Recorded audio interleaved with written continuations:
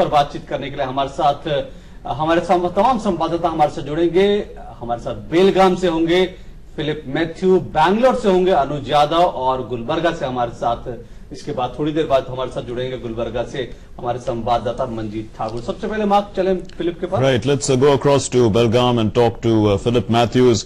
Well, Philip, what are the preparations like for voting day now?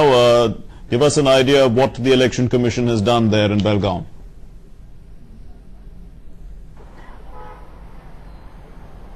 Well, Mark, I've just spoken to the Deputy Commissioner here in Belgaum as well as the Superintendent of Police, and they say that everything is in place now for the polls on the 5th of May.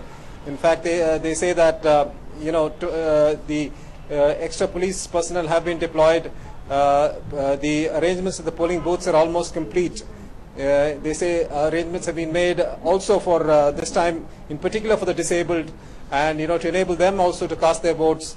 And in keeping in mind that the weather will be very hot, arrangements have also been made to provide drinking water at most places so that people do not feel inconvenienced by the weather. Right, and you did mention about the disabled. Can you tell us specifically what kind of arrangements have been made because there could be various kinds of physical disabilities?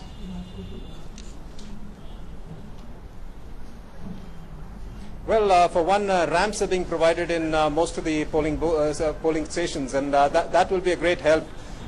One wheelchair is also being provided in most of these stations, so that those who are not able to use the ramps will be wheeled in.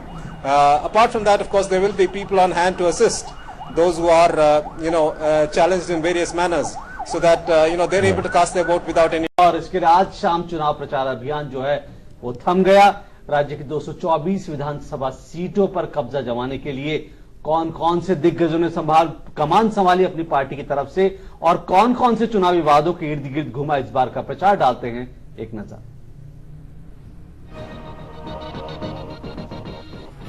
10 अप्रैल को कर्नाटक विधानसभा चुनाव की अधिसूचना जारी होने के बाद से राज्य में सभी राजनीतिक दलों ने जनता को अपने पक्ष में करने के लिए जमकर प्रचार किया। राज्य की 14वीं विधानसभा के गठन के लिए सभी 224 सीटों पर स्थानीय से लेकर राष्ट्रीय मुद्दों के आधार पर सियासी दलों ने जमकर।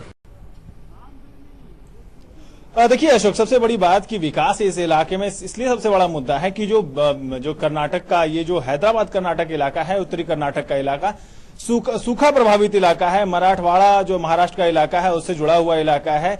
किसानों की स्थिति बहुत गंभीर है। किसानों ने बड़ी संख्या में इस इलाके में, जो बीदर का इलाका हो, बीजापुर का इलाका हो, या फिर जहां मैं गुलबर्गा में हूं वहां उस जिले के इलाका हो, इस पिछले वित्तीय वर्ष में 187 किसानों ने आत्महत्या की और उससे पिछले साल ये 242 था। लेकिन ये आंकड़ा जो है और सूखा, ये हर पॉलिटिकल पार्टी ने कांग्रेस को छोड़कर किसी ने भी पानी का जिक्र नहीं किया कि वो घोषणा पत्र में इस इलाके को पानी देंगे। जहां तक स्पेशल स्टेटस देने की बात थी, निश्चित रूप से 371 जे जो धारा संविधान संशोधन के जरिए जोड़ा गया इस इलाके के विकास के लिए, वो कहीं ना कहीं उम्मीद की किरणें जगा रहा है। लेकिन विकास का नारा जो है, विकास का वायदा जो है, उसका वजीर उत्तरी कर्नाटक से दक्षिण कर्नाटक तक पूरा लगातार सरपट भागा जा रहा है। लेकिन किसान आत्महत्या का जिक्र कहीं नहीं है।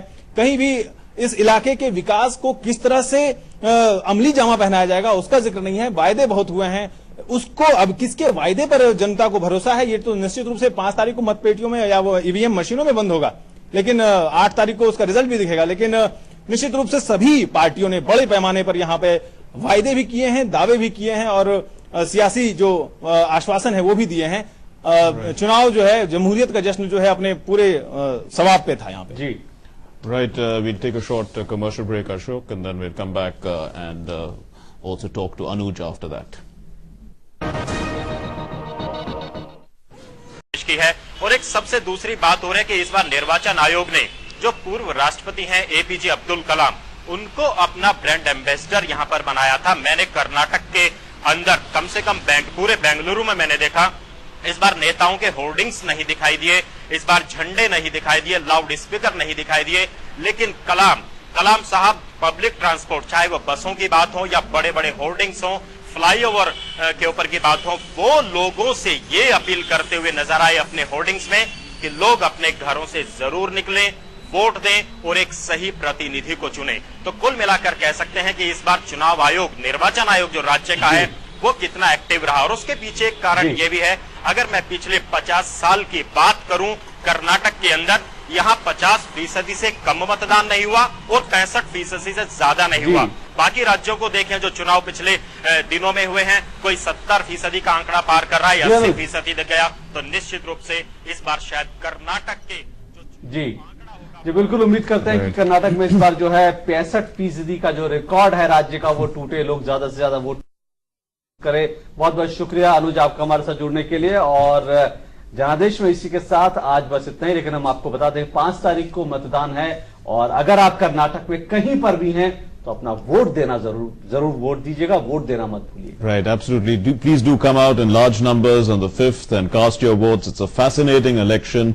And let's hope that Karnataka has more than 65% voting this time, as Ashok said. Namaskar. नमस्कार।